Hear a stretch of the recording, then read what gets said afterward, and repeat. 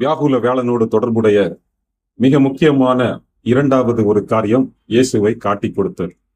இயேசுவை யூதாஸ் என்கின்ற அவருடைய சீடன், அவரோடு நடந்தவன், அவரோடு உணவருந்தியவன், அவரால் பாதங்கள் கழுவப்பட்டவன், அவரை காட்டிக் கொடுக்கிறார்.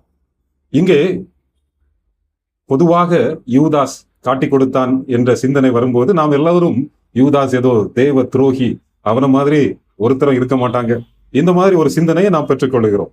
சிலர் சொல்லுவது யூதாஸ் ஒரு பலிக்கேடா, அது கண்டிப்பாக அவன் ஒரு ஆள் காட்டிக் கொடுக்கணும், அதனால ஆண்டவர் அவனை காட்டிக் கொடுப்பதற்காகவே உருவாக்கி இருக்கிறார், அதனால யூதாஸ் அப்பாவி, அப்படி சொல்லுகிறவர்களும் உண்டு.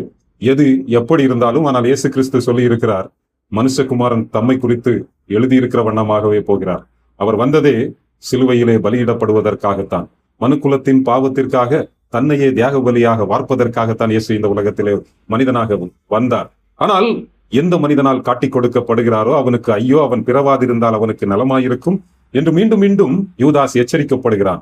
ஆனால் கடைசியாக அவன் காட்டிக் கொடுத்து விடுகிறான். இங்கே இந்த யூதாஸின் சம்பவத்திலிருந்து ஒரு கிறிஸ்தவனாக நான் கற்றுக்கொள்ள வேண்டிய காரியம் என்ன என்பது ஒரு மிகப்பெரிய கேள்வி.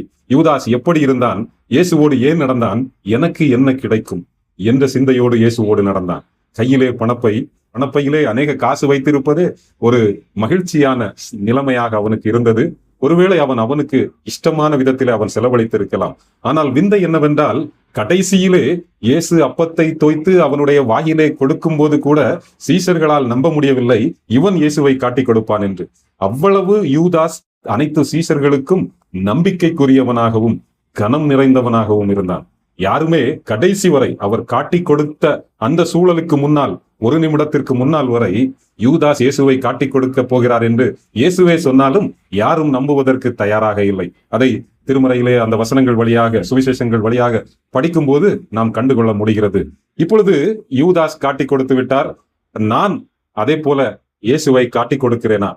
அப்படி என்றால் சபைக்கு செல்லும் போது எனக்கு என்ன பதவி கிடைக்கும், நான் எவ்வளவு முக்கியமானவனாக இருப்பேன் என்று என்னுடைய சிந்தையோடு நான் சபைக்கு சென்றேன் என்றால், நான் தான் அங்கே தலைவர் என்று ஒருவேளை போதகர் நினைத்தால் அந்த போதகர் ஒரு யூதாஸ். நான் தான் முக்கியமானவர் என்று செக்ரட்டரி நினைத்தார் என்றால் அவரும் யூதாஸ் தான். நான் எந்த பொறுப்பிலையும் இல்லை, ஆனா நான் தான் ரொம்ப முக்கியமானவன், ஏன்னா எங்க அப்பா தான் இந்த சர்ச்சை கட்டினது, அப்படி நான் நினைத்தேன் என்றால் நானும் ஒரு யூதாஸ். பவுல் சொல்லுகிறார், இம்மைக்காக மாத்திரம் கிறிஸ்துவிடம் நாம் நம்பிக்கை கொண்டிருக்கிறோம் என்றால் அவிசுவாசியிலும் கேடான நிலைமையிலே நாம் இருக்கிறோம். அப்படி என்றால் ஆண்டவரை பின்பற்றாத மிகப்பெரிய தண்டனைக்குரியவர்களை விட அதை விட பின்னாக நாம் இருக்கிறோம் என்பது மிகப்பெரிய எச்சரிப்பாக இந்த வார்த்தைகள் நமக்கு வருகிறது. நான் எதற்காக சபைக்கு செல்கிறேன்? எதற்காக கிறிஸ்தவனாக இருக்கிறேன்? எனக்கு ஒரு பதவி வேண்டும் என்று, பேராயத்திலே நான் முக்கியமானவனாக இருக்க வேண்டும் என்றால், நான் என்னை குறித்து திருச்சபை, பரலோக ராஜ்யம் என்ன சொல்லுகிறது என்றால் இவன் ஒரு யூதாஸ். ஒருவேளை மனிதர்கள் சொல்லலாம், நீங்கள் கடவுள் போல, நீங்கள் ரொம்ப முக்கியமானவங்க, உங்களுக்கு முன்னால வந்து கை கட்டி அநேகர் நிற்கலாம், உங்கள் முன்னால் கால்களில் கூட வந்து விழலாம், நீங்களை பேசுவதை பார்த்து நீங்க எவ்வளவு ஸ்டூப்பிடா பேசினாலும் நீங்க தான் அழகா பேசுனீங்கன்னு உங்களை முகஸ்துதி செய்கிறவர்கள் அநேகர் இருக்கலாம், உங்கள் கால்களை கழுவ அநேகர் இருக்கலாம். ஆனால் தேவனுடைய ராஜ்யம் உங்களை பார்த்து சொல்லுகிறது, உங்களுக்கு ஐயோ. அந்த நிலைமையிலே நாம் இல்லாமல், நாமும் யூதாஸ்களாக மாறிவிடாமல், ஏதோ பொருட்களையோ உணவையோ இல்லை என்றால் பெயர் புகழையோ தேடி நான் கிறிஸ்தவத்திற்கு சென்று கொண்டிருக்கிறேன் என்றால், சாதாரண மனிதன் பெற்றுக்கொள்ளுகிற தண்டனையை விட மேலான தண்டனை எனக்கு ஆயத்தமாக்கி கொண்டிருக்கிறது.